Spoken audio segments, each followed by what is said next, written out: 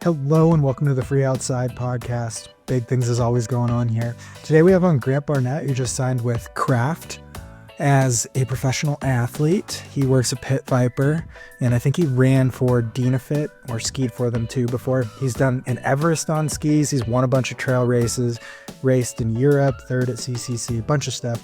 Talk about some of it in the intro. And comes from North Carolina with the thru-hiking background, so very similar to myself. So we kind of get into some of that, which is super fun. And we just chop it up. We also share some opinions on stuff like the World Championship, World Trail Running Championship, and how Gorge Waterfalls 100K is the qualifying race. And we have some spicy hot takes there, I guess. I mean, I don't think they're that spicy. We just share our opinions. I shared it when it came out. I don't really have anything invested, but just from someone who can do math because I love numbers, some things just didn't really match up. And we just talk about that and how live streaming is elevating some races, seems to be killing others, yet there's still a bunch of good races out there. We talk about all kinds of fun stuff in this episode. Check me out on Substack. I started one recently. I have a really good one coming on Wednesday, so you're going to want to subscribe. I think it's good. We'll see. You'll be the judge.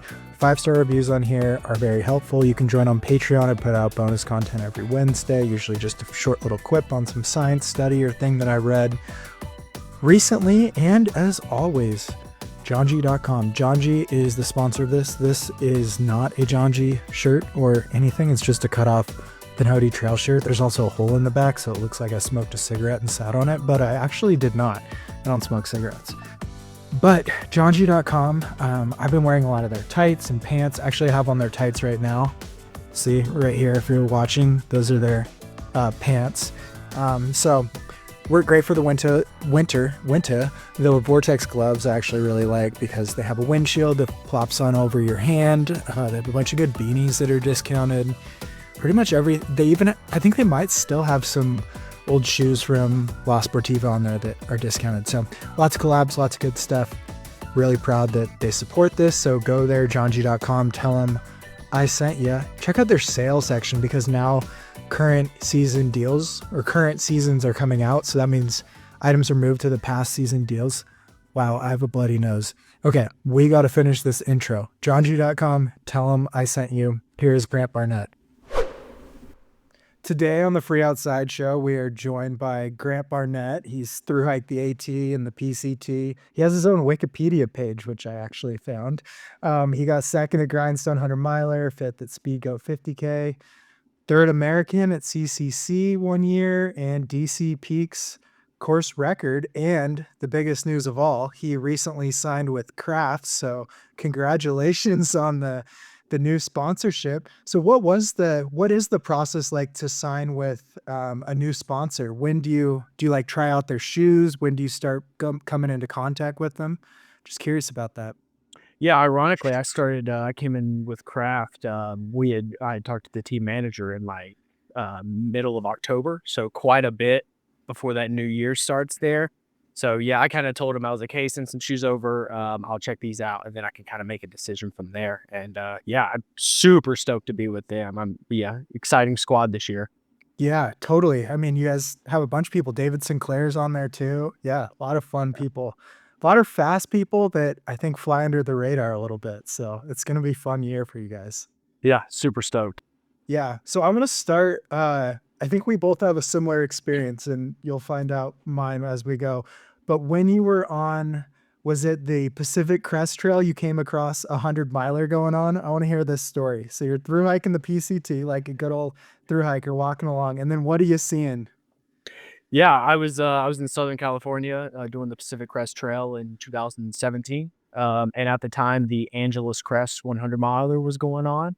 And yeah, it's funny, kind of told the story a while back, but yeah, just a bunch of people with bibs on, and I was kind of like, okay, there's something going on today, like and I'd stopped someone and I'd said, what's going on? And they were like, oh yeah, we're just like running this 100-mile route through Southern California today. And it kind of like took me by surprise, and I kind of had to be like, okay, like say that again. And was like, yeah, we're just gonna run 100 miles. And I was like, dude, I didn't know like that was a thing at all. And I was like, as you know, from thru hiking, you got this 30-40 pound backpack on, and I'm like, fuck this, dude. Like, I would rather just like do that, Yeah. But no, it was super sick. Yeah, just like people running 100 miles in California, and you're just like, man, like I think I know what I want to do next, you know? Yeah, it's so funny because when I was on the PCT in like the Anza Desert with my 55-pound external frame pack, I came across a trail race. Like I guess it was a 100 miler. I never looked into what it was, but they had aid stations, and I would just be hiking. It was out and back, so they all ran past me, and they're like, "Oh yeah, stop at the aid station and get some stuff." And then I just hobble in there with my heavy pack, set it down.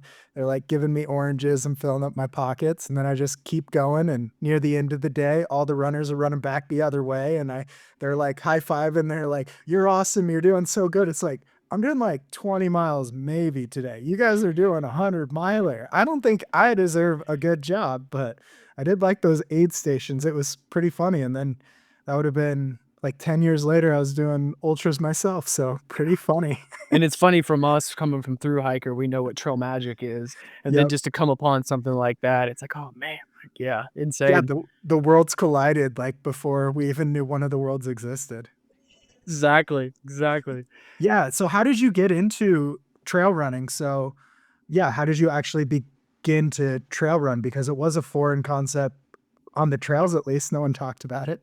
Yeah, totally. I mean, yeah, from what we did, it was pretty primal, which was kind of sparked my interest. I had ran cross country in junior year of high school and like throughout, and got recruited to run at like D2 level NCAA, but quickly found out I wasn't accustomed for the college life, so dropped out after a year. Started through hiking, and yeah, I think it was literally when I saw the people running Angeles Crest, I was like, I've got to like do some research about this. So after the PCT, I came back home to North Carolina, and I think there was a 50K going on like in June called Eastern Divide 50K in Virginia there, and I just was like, man, like let's just like start doing this again. Running was kind of the thing I loved, but I feel like I didn't know what I wanted to do like in life, so that's when through hiking came in, and you know what you're doing for 4 to 6 months, but then after that, you're kind of like, okay, well, what now? And yeah, I just kind of decided to throw all of my time into that and see what could come about it.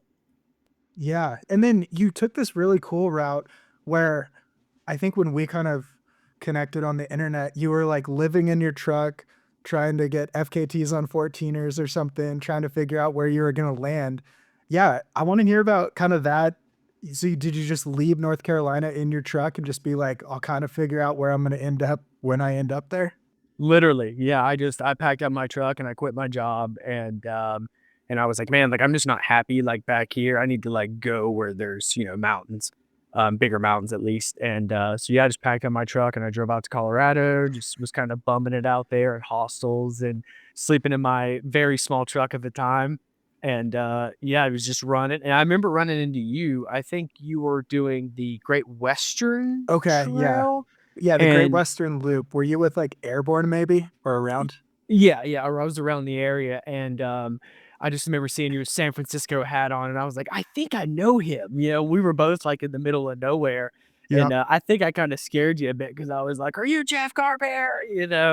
But, no, literally, yeah, just was kinda out in Colorado for a few months, and then I had been talking to, a buddy of mine just on social media, Joey Campanelli, Oh yeah. and yeah, legend in the sport. But he had literally told me, I was like, hey man, I'm kind of running out of money. Like, I was thinking about making my way over to Salt Lake City. Wasn't sure like if you knew anything. And he was like, yeah, I can get you a job like up working in Alta at the ski area. Just yeah, where are you? And I was like, oh, I'm in Ouray, Colorado right now. Like I can be in Salt Lake in 8 hours if you tell me to be. And he was like, yeah, I'll talk to the manager tomorrow. And yeah, I slept on it that night, and he hit me up the next day and was like, dude, I got you a job. Just drive out here. And so I started my journey from Ouray to Salt Lake City, and yeah, drove up the Wow. canyon and just on a whim, totally. Yeah, and so what was your job when you moved to Salt Lake? When I moved to Salt Lake, I was a handyman up at the Alta's Resort Lodge, the Rustler up there. So, really high-end guests coming in. I get to park their cars, get to check them into their rooms. Just kinda, yeah, worked in the kitchen for a second. Just all sorts of ridiculous jobs, but that's kind of the cool part of being a ski bum. I didn't even know how to ski. I was 21 years old at the time, and I learned how to ski, up at a very famous, resort, and, I had no idea that Utah gets as much snow as it does. I think the first year I was there, I think we had 750 inches for the year, and I just thought it was like that every year. No, it just turned out to be a really good year. But yeah, just had a blast up there. Wow. Yeah. Did Joey teach you how to ski too? He was my mentor for backcountry skiing. So everything that I do, backcountry and even ski mountaineering, Joey has been the greatest mentor that I could ever really have, and just because he's been up there for I think 12 or 13 years now, and he seems to love it. And I was up there for 3 years before I decided to move down to the valley. But yeah, just the best mentor. He knows just everything about conditions, especially in that generic area. Totally. Yeah. How was it living somewhere totally new? Had you lived outside of North Carolina other than through hiking? Was it like a shock to be just in this whole new life? It was definitely I always call it, it was like my second college year is what I Yeah. always say, just because like, college didn't work out for me in North Carolina, but when I moved to the Rustler, I had, a very small room with 2 other roommates, and, there's a lot of stuff that goes on up there, and, it's a pretty party culture, which is, fun, pros and cons to both of those, but, yeah, I quickly found out that, I love to ski, and, I don't really care to party a tremendous amount anymore like I used to. So, I lived up there for the skiing, but, it took me a while to realize that. Yeah, yeah, I lived in Tahoe for a winter right after a thru hike too, and it was just like, "Whoa, this is like college all over again." It's just such a different world. You like stay up till 2 in the morning, get up at 6 in the morning, and then go back to work and then repeat it. And throughout the day, you get like 2-hour ski breaks. It was pretty awesome. Oh, totally, yeah, yeah, I think there's a lot of, like, connection, maybe not, like, to through hiking, but definitely, like, dirtbag lifestyle Mhm. on that Yeah. one. Yeah, I think totally. I think that's really in a more meaningful way than college too, because I think college, you have maybe like 5 or 6 hours, I don't know, a few hours of classes a week, but you don't have that much that's like stable in your schedule. Giving young kids a job where you're like at the ski resort and I gotta be working these times, I think just like holds your life in check. It gives it more structure. College is interesting. I had to quit college just to through hike the PCT to learn how to be an adult too. So similar kind of progression. We learn as we go. Yeah, totally. I think it's I don't know, really unique. And so, all right, let's go into so what's your trail name? And then I want to hear about Carl Meltzer because you're a star in his film, you know? Yeah, my trail name was Achilles on the Appalachian Trail. I guess it kind of moved over to the PCT as well, but yeah, the guy I was hiking with, his name was Bassa, which standed for Big Ass Stone Arrow, and he kind of has his own little story for that. But I have a tattoo on my shoulder blade here of just like the foot of Hermes, and he thought it was Achilles, and I just didn't want to correct him, so I just kind of went along with it. But, Yeah. yeah, it was kinda funny to be in that, but, yeah. Yeah, and then how did they handpick you as the thru hiker to talk about thru hiking in the film? I think it's a I Red Bull film. Yeah, man, that was a complete coincidence. I was in New Hampshire at the time, I believe, and, I guess Carl had really just started his Sobo, FKT attempt at that time. And, yeah, I just came across I forgot what mountain I was on, maybe Madison, I think it was in the Whites, but, came off down just to a random parking lot there, and, I just come across, like, 4 people with big cameras and everything, and they kinda just spotted me out. I guess I had a nice beard going at the time, but, yeah, they kinda were like, "Hey, are you through hiking?" And I was like, "Yeah, yeah." And, he was like, "Can we get a quick interview?" And I was like, "Sure," you know? And so I kinda voluntarily got up there and was kinda talking in front, and, then Carl Meltzer made his way down, and, yeah, it was funny because I actually raced Carl Meltzer, a few years after that at the No Business 100 miler, and, we ran 70 miles together, which was awesome, and then he put a hurting on me and went on to win his however many 100 milers. Wow. Wow, that's a full circle moment, and it's funny that they probably did a few of those interviews just in case, and you're the one that made the cut, so that's pretty awesome. Movie star in your future. Mhm. Yeah, and then so as you kind of are living in Salt Lake City, starting to ski, when does skimo become part of your training? Ski mountaineering for anyone listening that's not into it.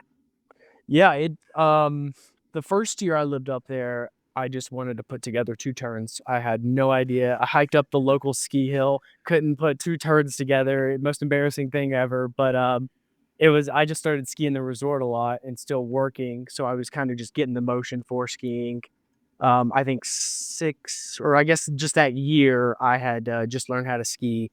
So the next season, I talked to Joey Camps and I was like, "Hey, I really wanna get into this backcountry skiing thing, but I wanna be safe, I wanna be cautious, and, just kinda have the whole rundown." So he had taken me out a few times, and he actually sold me my first touring setup for dirt cheap, which I appreciate him doing, and, we went out a few times and just would dig a pit, see how the snow conditions were. He would teach me about, the PWL, the facet layer, Mhm. how so many different things can create avalanches and how the conditions are always changing.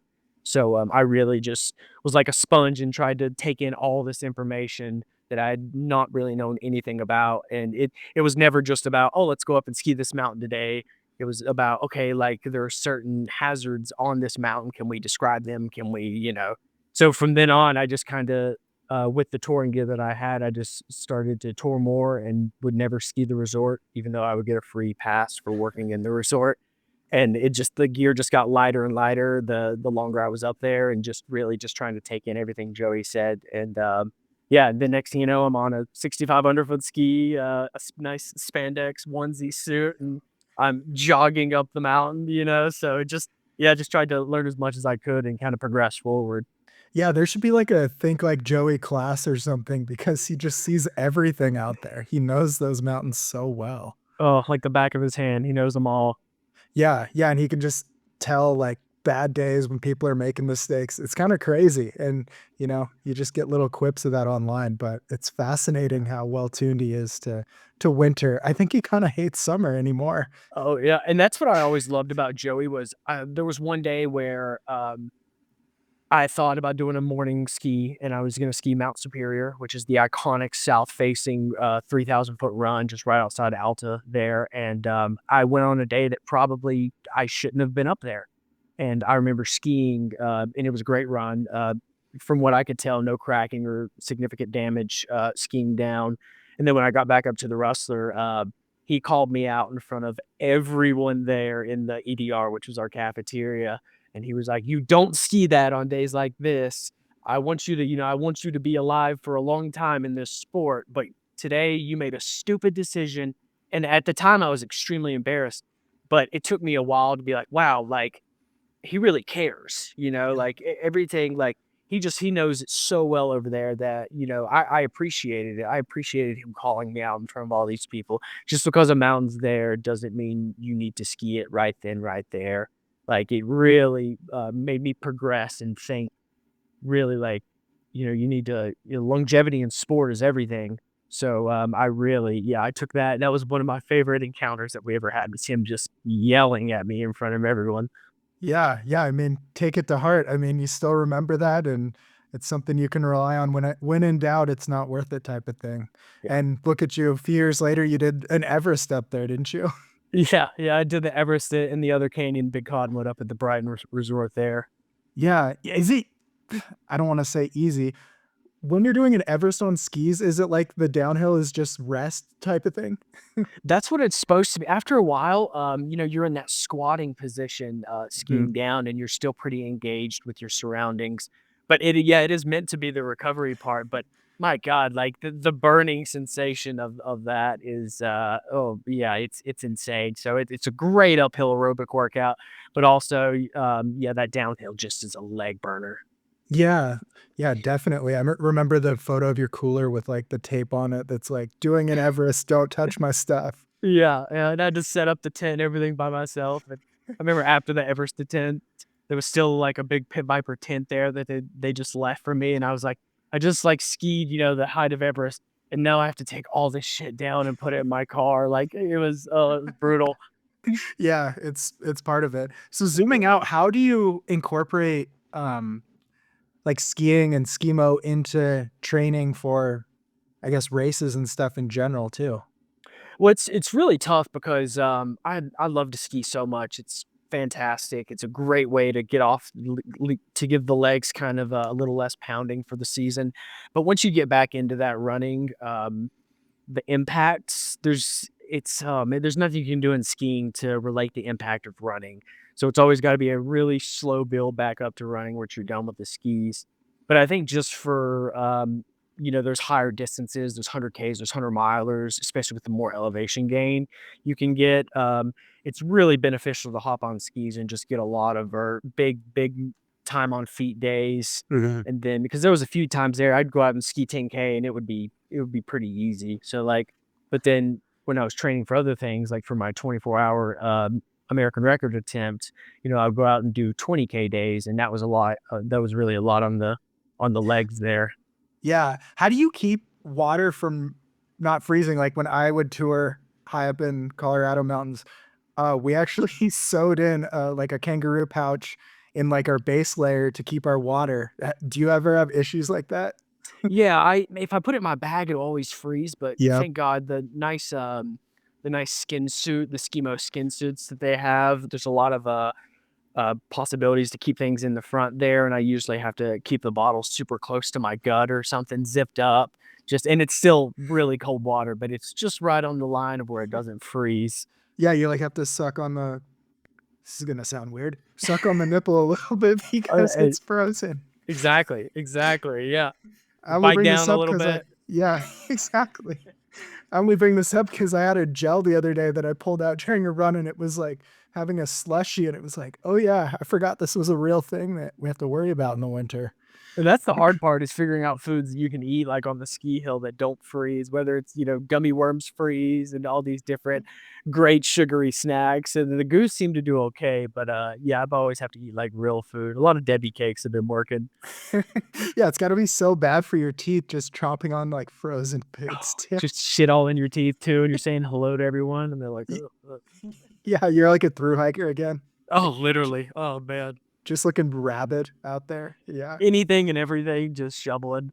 Yeah, no kidding. Yeah, and so I guess another thing that I wanted to get into is let's talk about do you want to talk about the world championship and at Gorge Waterfalls and how disappointing that is? Whew. Well, yeah, it's just like it's so tough because like I get it, like you know, I just don't get how that sort of course can kind of set you up for success at a European mountain race that has 50 miles and 20,000 feet of climbing. I mean, that is a legit course profile right there. And then what's our qualifier for that? A nice 62 miles with barely 10K of vert. I mean, and that's just me. I've always been kind of a mountain guy. And I just think when we have races like that are our qualifiers, it doesn't really give your true mountain runners, quotations, the greatest chance for success there. I Yeah. wasn't really even gonna hop in gorges anyway. I had canyons lined up because, just like we were saying, everything happens in April and July, and I yeah I felt the need to leave my comment on free trails, and I was really surprised and super stoked that I got so many DMs that were saying this, and I hate that people didn't quite have that motivation to speak their mind. Instead, just hit me up and say, "Oh, this is so true. This is so true." There was a few others like Ben Demon and Mhm. Jason Schlarb and yourself that like I was really stoked that actually voiced their opinion. But yeah, I tend to take like a pretty good amount of backlash on some of the things that I say like that. But like that's social media, right? Everyone has a voice and everyone can speak their opinion. I hate that it's like that. I really do. But in certain cases like that, just because we have a race that has a good media team behind it, should it be the Mhm. the qualifier to represent like the American standard per se, to like for us to send our best team out to Europe? I realize there's a bunch of resume spots, so some people are just like, oh, I don't even need to race. I just need to throw in my resume. But for other folks like myself, who I would love to represent the U.S. at some point on the mountain world stage, it doesn't quite give us the best leeway there, especially living in Utah and like yourself, Montana, where we're surrounded by big mountains, and that's what we tend to really like, and that's what the final product is. It's a big European mountain stage. Yeah, yeah, for context, anyone out there, so for the, World Trail Running Long Course Championship, it's a very verty technical course, I believe 50 miles, and the qualifier is a 100K race that is very runnable. I've coached a number of athletes that have done it, and I would say the training would be very different. And so I think just the broader conversation is that it's frustrating that it feels like, in terms of results or being a nationally like respected and winning country, we just wanted more media coverage and a bigger race and stuff. And the arguments online were always like, yeah, but it's close to a big city, so people can travel here. It's blah blah blah. Like it can, a lot of people can run this course. The permit's big enough. But it's just like, in my mind, wouldn't you want the people who want to be on the team to make it to the race wherever it is and have it really filter out who's going to do the best at the course? And I think I was posted a couple comments like the gain per mile, or however I did the math, was like 3 times more at the world championship race than gorge. And it's just like, it's kind of frustrating when the things that are valued are publicity, which this is also a podcast, but it's just like, we don't need a live stream for these. The end product should be winning on the live stream at Worlds versus whatever we're aiming at. So Yeah. Yeah. And I just hated that they thought that I was like trying to attack their race. It's like, no, I'd love the PNW. That is such a fucking sick spot. Like, I've got nothing but love for Debo and Free Trail and all these people. Like, I love these guys. But, you know, like, then again, like, you know, we're entitled to speak our opinion as they are entitled to speak their opinion about us. So yeah, it was kind of, I was super stoked with the amount of people that a lot of big names hit me up and were like, you're right, this is why I will probably never represent the US. And I can't say those names, unfortunately, but totally. Yeah. I really want to, because it's like, yeah, it's wild. I love shaking the tree a little bit, but it's just, yeah, it's just wild. It's I felt like there was other options Yeah. that could work. I thought San Juan Solstice could be a great 50 mile. That's I what I know thought it should have yeah, been. Yeah. it could. I know it's a little bit later, so people would have to, you know, really prioritize certain races over. But I think that if you want to represent the U.S., you kind of have to, you know, you kind of have to double down on that. So it's, you know, instead of a that, I just felt like there's so many other options that could have been better. Totally. And in a broader sense, do you feel like this live coverage or this exposure of some events and others getting left behind has really happened, I guess, in the last few years? Because I think that's where it kind of clicked and was kind of boiled over for me, of like some of these classic races, Wasatch included, and like Bighorn, a bunch of really cool races just don't get the publicity. So they don't get the fields. It's like we're pushing people to a select few fields by where we choose to live stream or promote. And I don't know, it's kind of sad because it felt like now it's influencing who's on the national team. 100%. Yeah, and I mean, yeah, I mean, and what's funny is like all the races that have these crazy live streams, like maybe their course profile, I mean, it's really not that gnarly. It's like I see running 62 miles in a day is a feat in itself, and I love that. Like whether you're, you Yeah, know, climbing this so much or whatever. But yeah, it's, I mean, like next weekend's Black Canyon, and that one's probably going to be one of the biggest live streams of the year. And it's just funny how some races like that will always survive because of the media hype that they have gotten. So it'll only continue totally. to get worse. Yeah, it's interesting too because something like High Lonesome, out of nowhere a couple years ago, it got a live stream, and now it's like a premier race, I guess. Totally, 100%. And you know, they just had the lottery for Wasatch 100, and I believe that's one of the 4 oldest 100 milers. You know, I don't know if not in the world, but definitely in the U.S. And it's like, okay, there's never like any sort of live stream. It's always like a pretty good field out there, but it's mainly locals here in Salt Lake City because, you know, you can get a hard rock qualifier out of it, but what else can you really get out of it? So it's, you know, I just got I no got my hype. first I got my first DNF out of that. It's my one and only DNF. I had COVID, and I tried to run it still.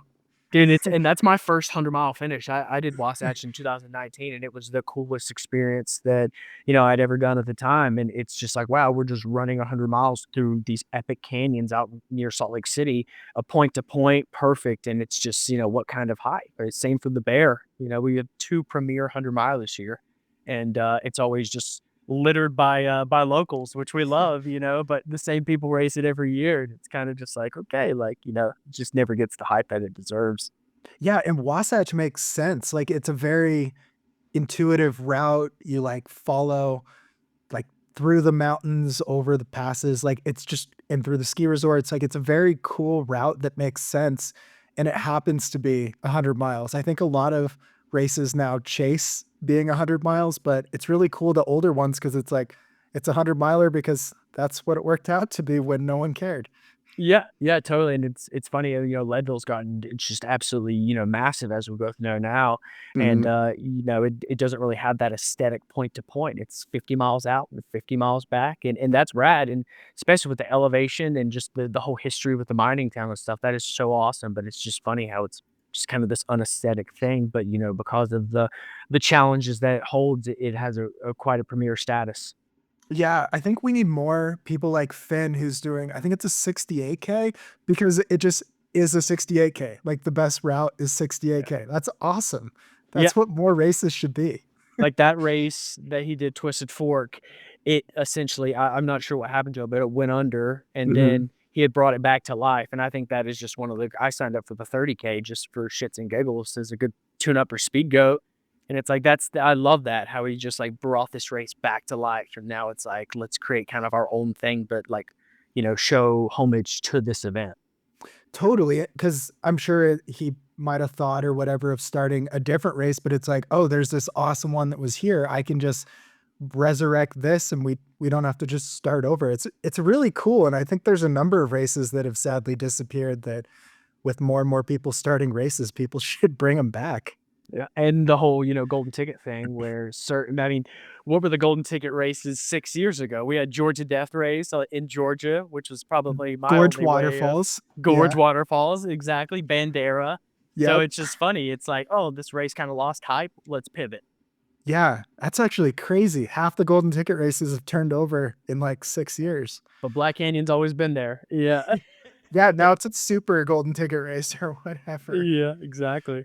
Yeah. So speaking of golden ticket races or competitive fields or racing into UTMB, you already said you've raced against Carl Meltzer. What is going through your head like when you're running with Jim at UTMB, when you're with these people who you probably looked up to in the sport? How do you manage nerves and stuff and imposter syndrome? It must be crazy when you're right with your idols out there.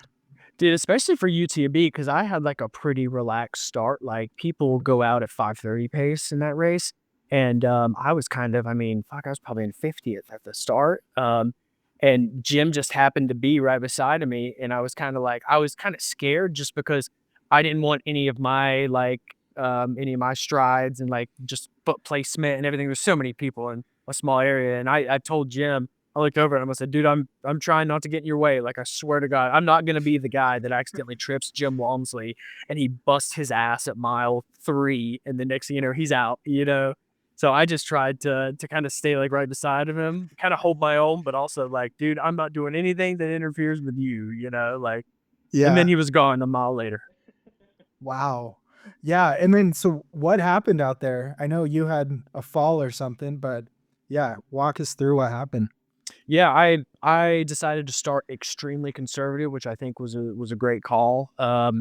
Yeah, I got into, like, Contamines at, like, I think I was, like, 80th or something, like, something crazy. So that was mile, I think, like, 13, 14 or Mhm. so, and then kinda started making our way up into the high mountains there, and, around mile 36 coming off the top of the pass there, I can't remember, down to the 8, I just lost my footing, a little bit on kinda some talus rock and just kinda went back and just nailed my back, like, right on a rock and, kinda got some serious whiplash from it and, was kinda like, "Okay, let's drink some water, I think I'm okay," and then I start going and just blurry vision, just yeah, my back started really tightening up, and, as I walked that 41-minute mile, downhill mile into the 8, I was like, "I think that's it." So I decided Oh, to pull out right even before the race even started, ideally, yeah. yeah, and that was yeah, that was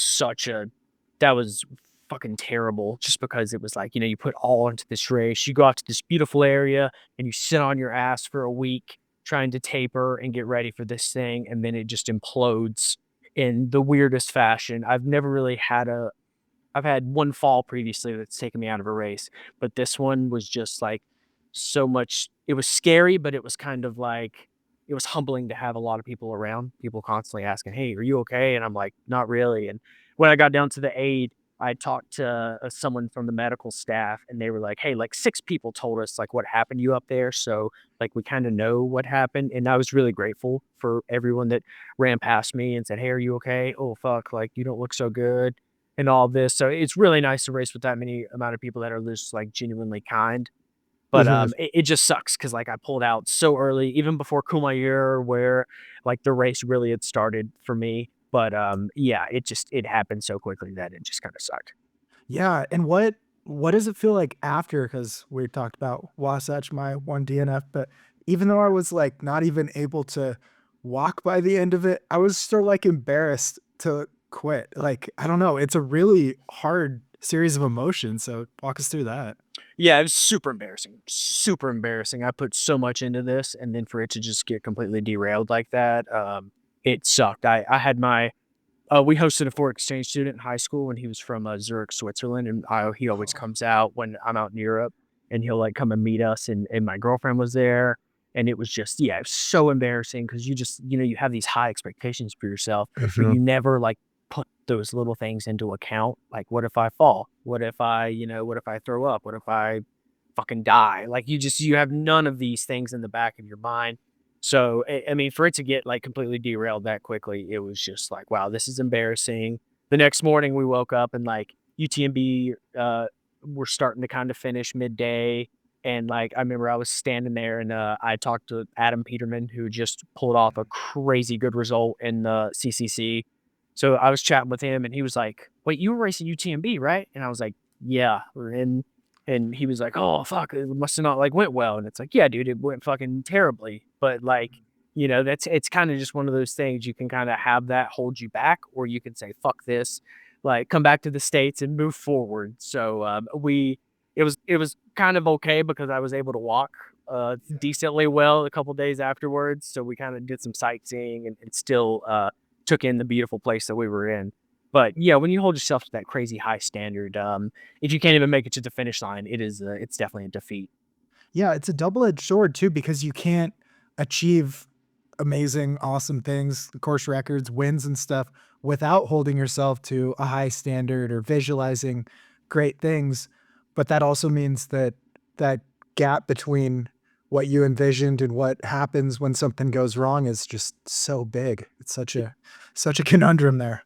It keeps you humble for sure, it's just like yeah, it's never as easy as you think it out, and, yeah, it always kinda it takes me a second to realize that, but once I do, I'm like, "Okay, like, let's just kinda level head here." Yeah, and so let's move forward, and you channeled this into a pretty good result. I mean, the best ever at DC Peaks, right? Yeah, that was a fantastic race, yeah, and it's actually getting some pretty serious media hype behind it. They're putting, the race directors are putting a ton of good resources into that race, and, man, I had a blast. It's a nice aesthetic loop here in Salt Lake City where you start in Farmington, around the Ogden area, and then you basically I kinda ran home because you go through the Salt Lake, Wasatch Front there, and then you end at a super iconic park, and yeah, it was fantastic. I had such a good day there that I was like, "Oh my god, like, why couldn't this have happened a month ago?" But, you just yeah, you kinda live and learn, and I was really happy to end my season with that. Yeah, was it the plan to end with that, or was that kinda just thrown in because you had legs and everything after the DNF? Well, I'd planned on going out to Kodiak, Oh, literally okay. the weekend after, but with all the fires and stuff, we weren't really getting much responses from UTMB, honestly. Like with the fires going on, they were talking about rerouting the entire course, and I'm really stoked that I ended up going with the DC Peaks auction over Kodiak because it the course out there didn't look m- mildly appealing to me at all. So it was really nice to still have that climbing factor here, but also still run pretty fast. Yeah, yeah, I coach a couple athletes that were out doing that, and it was like, well, we're just gonna pretend it's still going on, but we don't even know what the course is gonna be, and then, yeah, it changed all up. It was pretty miserable. Yeah, I wasn't sure if, if there was gonna be, like, wildfire smoke out there, if the AQI was, because we already have to deal with a crazy AQI here in Salt Lake Oh City, yeah, so it's kinda like, man, I don't wanna go out there and just all this stuff happen, and yeah, driving out to California is not like a quick trip either. totally. Yeah.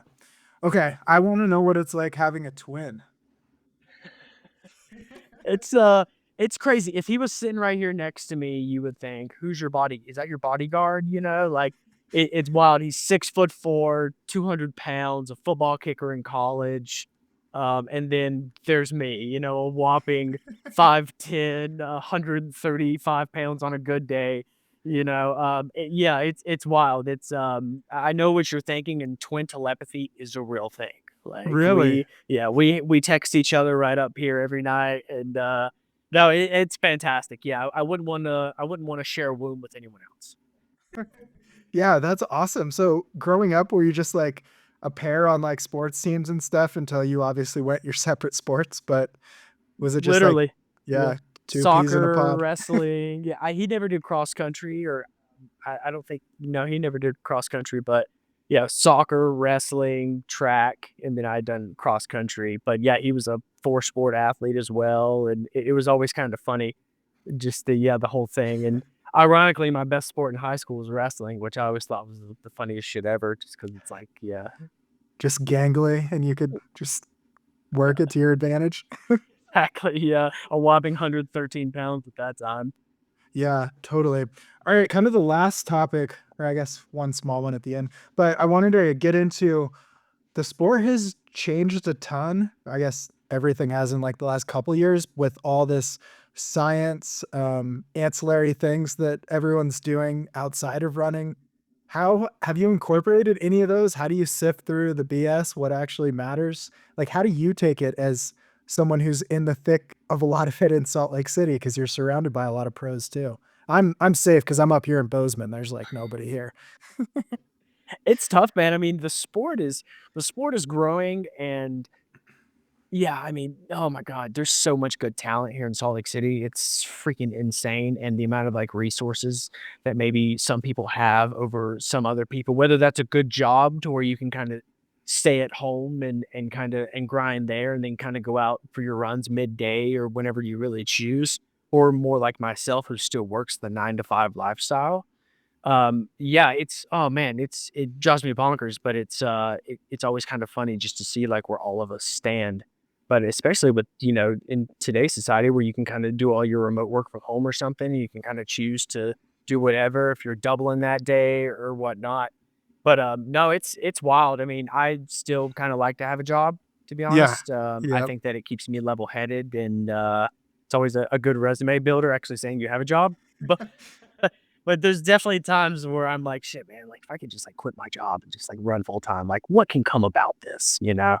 Yeah. And how do you feel about like now we have like high carb fueling and ketones and bicarb and all these little intricacies. Do you experiment or let those in, or do you kind of just keep doing what's been working for you? It's such a foreign language. I mean, there's so Yeah. many things now, you're talking to someone and you're just like, "How much carbs you take in an hour?" "Oh, man, you're on that ketone gang?" And it's just Yeah. like, man, I just kinda like, I've been rocking, like, some precision, Yep. right now, and it's like whatever sets in the gut, that's fine with me. Like, I go through these spells of, whatever has the biggest, whatever charges the most, I feel like they're the best. And it's like, no, man, that's like Martin does not sit in my gut at all. Like, I wish I could sue Martin for the amount of times I've thrown up using their products. Totally. Get a Um, refund when you couldn't handle it. it's like, dude, like, I'm sorry I'm not Eliud Kipchoge, but like, holy shit, like your stuff just does not sit like at all. But I've been using precision, and I'm aiming for about 80, 90 grams of carbs per hour. I'm not sure about the whole ketone thing. Haven't really given that a go yet. Yeah, I But just bring yeah, it up because it's like every podcast, every sometimes older runner with the podcast is like sponsored by a ketone company. And it's just like, I have worked so hard the last month to try to find an independent researcher to come on here to ask him about ketones. They don't exist. And I think that's like the interesting thing with a lot of things in the sport is I think through time, just like ultra ultralight backpacking or something. Some things will stick, they'll stand the test of time. But it's just a really weird time. And I wanted to ask you about it because it feels like in just the last year, we've introduced like 10 new sciences, technologies, products that are like, these will change the way you run. And it's like, all of them? How? Yeah, totally. And the fact that we've came up in kind of, I would argue, a more like primal lifestyle of Oh, just, yeah. maybe moving a slight bit slower than we're used to now, but really, holding that advantage of burning 10,000 calories a day when we're on trail and just anything and everything in the system. But now it's kind of like, oh, well, I use, 30 grams of this and then I switch over to this. And it's just like, holy shit, man. Like, we should just be smacking snickerdoodles or something on trail, and instead we're throwing little 5 energy bottles like in us and chugging Red Bulls and all this crazy shit. And I'm in Yeah. the same boat. I'm like, dude, like whatever sits, I'm cool with it then. But the things that don't sit get thrown the fuck away. Yeah, I got so I don't know if fed up's the right word, but I was just like over how much drink mixes cost. So I just did my own research and last weekend I made like a whole tub of my own drink mix for like $20 and it'll be like 4 gallons worth of drink mix. So it's pretty awesome. And that's what my coach does, Jeff McGavro. That's my coach as in for a few months now, which has been fantastic. He But is awesome. He was on oh the yeah, show. He's so he's fun. oh, he's so good. And it's like he makes his own like bicarb products and just like he seems to that it seems to be really working for him. So that's probably my next route for sure. I'm not quite a chef, but we'll mix some stuff in there and see what happens. It's like 4 ingredients, but my kitchen table, with the scale I had out, it looked like a college party that you did not want the cops to come to. Oh man. It was a messy endeavor, but it worked out and it's pretty good. And every time I drink it now, I'm just like, yeah, I'm saving so much money. Oh, I'm getting deja vu. Yeah, I don't want to trigger anything. Um, so I wanted to wrap up with so like crewing and support system and just kind of because it seems like Erica and it seems like even your parents have gone to stuff, what that means and kind of what's important and how that crew has kind of helps you do all these awesome things because your aid station videos at like DC Peaks are quick. Like you've really figured it out in the last couple of years. Dude, I've tried. All of that goes to my fantastic girlfriend, Erica Gibbia. She is fan-fucking-tastic. She knows how I feel before I even know how I feel. Like, she's so dialed, and it took us a while to get to that point that the first race she ever crewed me at was ironically Canyon's 100K in 2022, and I dropped and it was the worst fucking day ever. But like, we both had no idea what we were doing, and now it's like it's kind of a game. You come in, grab a couple things here, there. Like she really knows what to say to me, what to give me for me to kind of hop out of my mental or physical spiral. And oh man, it's been so great to see like maybe myself progress a little bit more at races, but also to see her like when it's time to like crew, like she gets in there and it's so dope to see. Like it's all business when I go into an aid station. We're not in there like fucking around and talking about our days. She's like, how are you feeling? How's this? How's that? How's this? Take this for that. Take this for that. And make sure you're fucking drinking. Like she is on my ass. And that's what I need. I need the voice of reason in my ears during some of these races because it's so easy to get behind on calories depending on the conditions. If it's really cold, you don't want to take in as much, or if it's really hot, you take in too much and then it comes all out. So it's been really fantastic for both of us to kind of progress and just learn a bunch of new things. Yeah, totally. It's a well-oiled machine now. I mean, it's Mhm. pretty awesome. All right, in closing, what are I don't know a ton about craft. So what shoes you run and what's the gear that you're excited to be running in now that you're a new athlete for them? I'm really excited. They just came out with the Craft Kite Pro, which is that new marathon shoe that MK Sullivan had used out in New York Mhm. City, and I'm so stoked to finally be putting in kind of some faster miles on the road or on the track, and really using like a carbon style foot like shoe there that has that plate in there, really nice, responsive, and as well as their road to trail shoes, to where you can kind of where I live, I start on a road and then I usually make my way to a trail. So kind of instead of having shoes that have crazy lugs that you're kind of just wearing out on your way to the trail, like just having those sorts of footwears. Right now, I'm really stoked about the Craft Nordlight Ultra. That's going to be a really good kind of road to trail shoe as well there. Something maybe I'll probably wear at Canyons. That's a little bit quicker of a shoe. But also, yeah, just getting into like the Craft Pure Trail shoes, which has really nice aggressive lugs for those mountainous, the mountainous terrain out there. That'll be really good. So it's cool. They have a tremendous amount of shoes that are kind of for each thing, no matter what kind of your day is coming about. Like there's an option, which is awesome. Totally. Yeah. Back in my day, you know, we'd just wear our worn out trail shoes on the roads because then the lugs would be gone. I mean, I wore when I was through hiking, I wore the Hoka Challenger ATR 3s, I believe they were called, and they had a stack height like that. And it was like a high heel, but I loved them because that's so much support, you know, you could throw 600-700 miles on them and they would still work. But it's crazy. Yeah. The shoes, as we've, you know, seen, it's just, I mean, it's insane. You're like, oh God, the science in shoes, that's a topic of its own right there.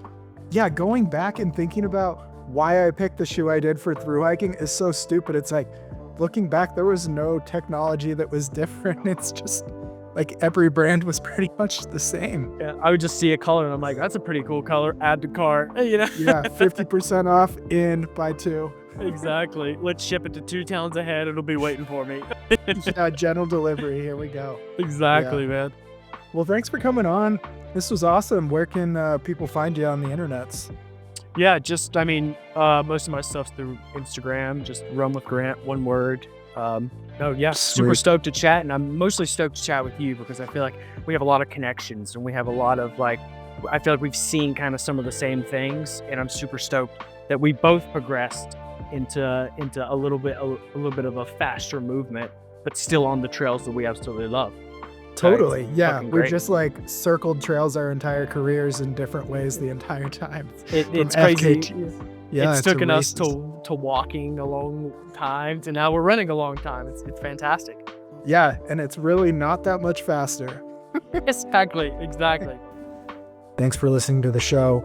I have a bloody nose, so we're going to wrap this up. 5-star reviews really help. Subscribe on YouTube. Love you guys. Stay elite, my friends.